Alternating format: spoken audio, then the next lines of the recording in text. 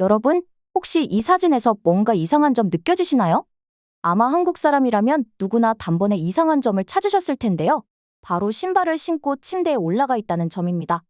미국은 실내에서 신발을 신고 있는 걸 당연하게 생각하는 나라였는데요. 최근 이 생각이 바뀌고 있다고 합니다.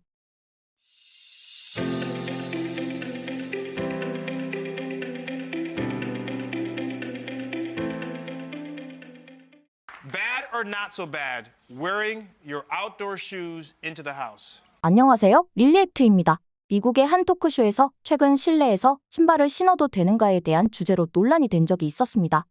토크쇼 방청객들의 대부분은 이제 신발을 신고 실내에 들어오는 행위가 잘못되었다고 얘기를 하는데요. Okay. I'm never coming over. It's fine. 한 출연자는 여전히 이러한 현상을 못 받아들이는 모습입니다. 미국은 다른 사람의 집에 방문했을 때 신발을 벗어달라는 요구를 받으면 그것을 오히려 무례하다고 생각하는 사람들도 있다고 할 정도로 우리와는 문화가 다른데요. 그렇다면 미국인들은 왜 실내에서 신발을 신고 생활하는 것에 거리낌이 없을까요? 가장 큰 이유 중 하나는 난방 방식의 차이입니다. 서양 문화권에서는 대부분 벽난로와 같은 공기를 데우는 방식의 난방에 의존합니다. 뜨거운 공기는 위로 올라가는 특성이 있기 때문에 발이 닿는 바닥은 따뜻하게 데피기가 어려운 방식입니다. 그래서 발을 따뜻하게 보호하기 위해 신발을 신고 생활을 하고 또 카펫이나 러그를 깔아 냉기를 막는 방식으로 생활합니다. 이런 장면 흔히 보셨죠? 한국 사람인 저로서는 밖에서 신던 신발로 집안의 카펫을 밟는다는 건 정말 상상도 하고 싶지 않네요. 이렇게 공기를 가열하는 방식의 난방을 하는 서구권과는 달리 한국은 바닥을 데피는 바닥난방 문화를 가지고 있습니다.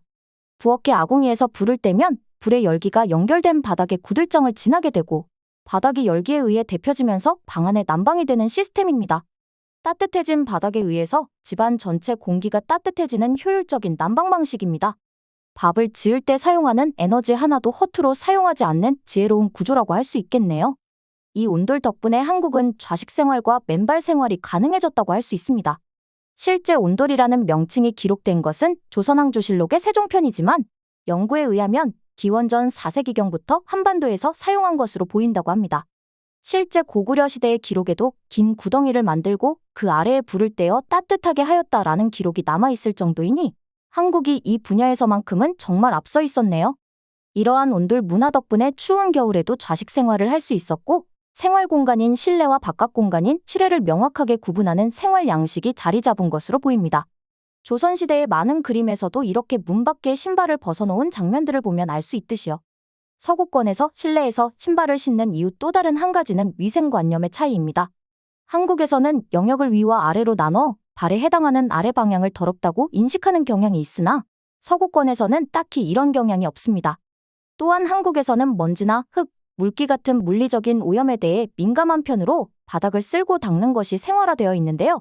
서구권에서는 이러한 물리적인 오염보다 화학적인 오염에 더 민감한 편입니다.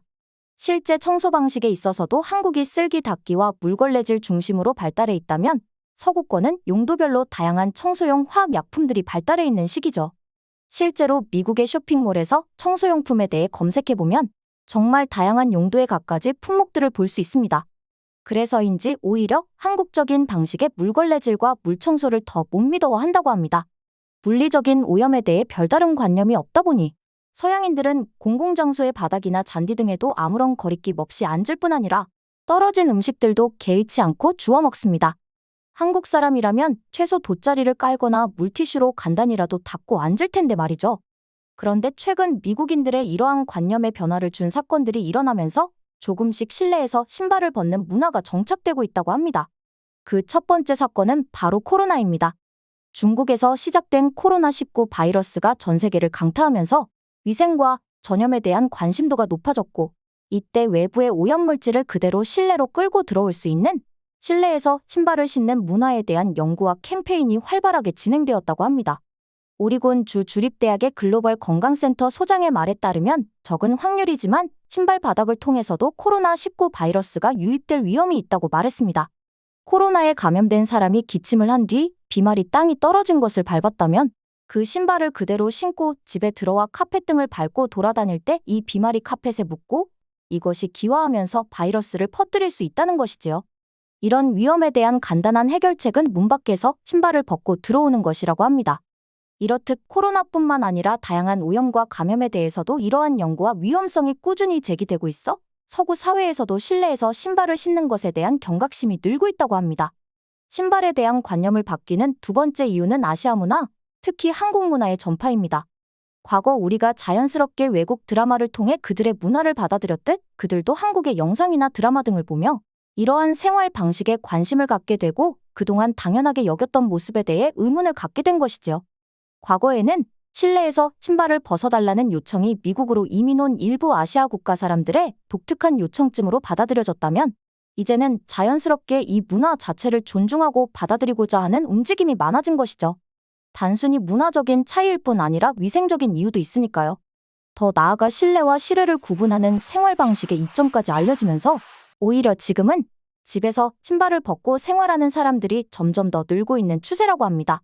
이런 현상에 대한 반응을 몇 가지 가져와 봤습니다.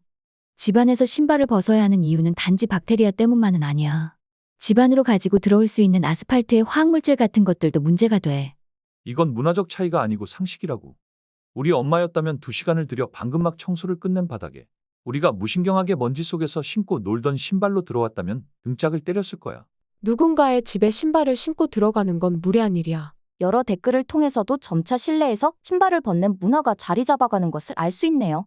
어쩌면 이미 한국은 훨씬 앞선 문화와 위생관념을 갖고 있었는지도 모르겠습니다. 오늘 준비한 영상은 여기까지입니다. 내용이 마음에 드셨다면 좋아요와 구독을 눌러 응원해주세요. 오늘도 끝까지 영상 시청해주셔서 감사합니다.